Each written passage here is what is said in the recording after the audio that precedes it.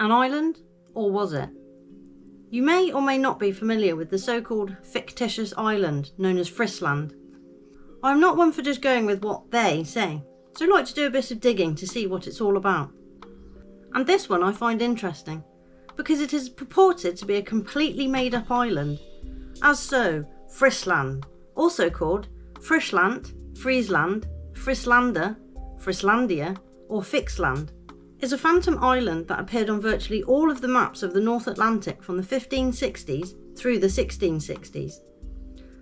So, for over 100 years, all sorts of cartographers from all over the place just happened to make up an island on every map. Sure, Jan. Convenient way to just erase a bit of the past though, isn't it? Oh, don't worry about that, they just made it up. Move along, nothing to see here. But we're not making it up. Here is one of the maps of the time, to give you an example of what there is to see. So we have very clearly all the other places we know exist today, with very detailed coastlines, names of places and mountain ranges, etc. But for some unexplained reason, not content with actual coastlines and land masses to chart and record, no, they just made them up out of the blue. Main question would be, why? And when everything else appears so accurate, even the little island-looking bits along Norway's coast, if you zoom into those edges today, they appear as sandbanks. So why would I think they would just make it up? That's the bit that makes no sense. Unless you realise that there may have been land masses they didn't want anyone else to know about as time went on, or areas that would reveal too much.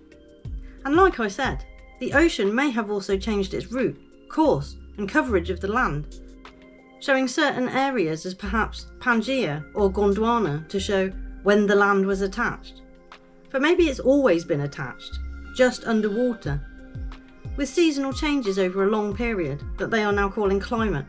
Could in fact just be a cyclical cooling and warming of our dome, which makes the ice melt, causing potential catastrophe, but leads to a way out.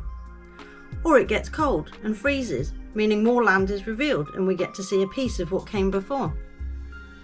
Although we don't really, because certain institutions were formed to make sure they are the first ones called to anything of historic significance.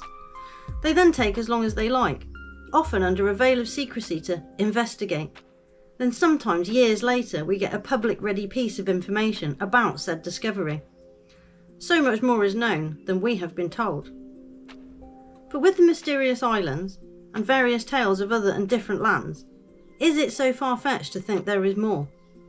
And given how many lies have been told about history to suit the victor, I think it is correct to question that which came before, and that which we apparently see now. Because as we know, looks can be deceiving, and you can achieve an awful lot if people just believe unquestioningly something to be true. And they are discouraged from questioning, or looking, or wanting to see for themselves. If there is nothing to hide, then surely it makes no difference whatsoever if someone chooses to give it thought. Because sometimes one thought can lead to another, and curiosity, if present, should take it from there, and form ideas and further thoughts and questions. I am more than happy to accept that people just got it wrong, repeatedly, all over the world, for hundreds of years. But I am also equally happy to accept that it has been orchestrated to appear as such, moulding a very small and controllable world by way of maps, programming and repetition.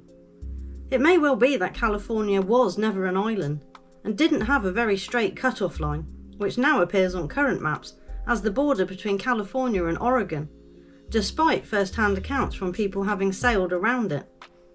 And while doing their straight line, they clearly didn't notice the rest of the land, instead electing to show it as water.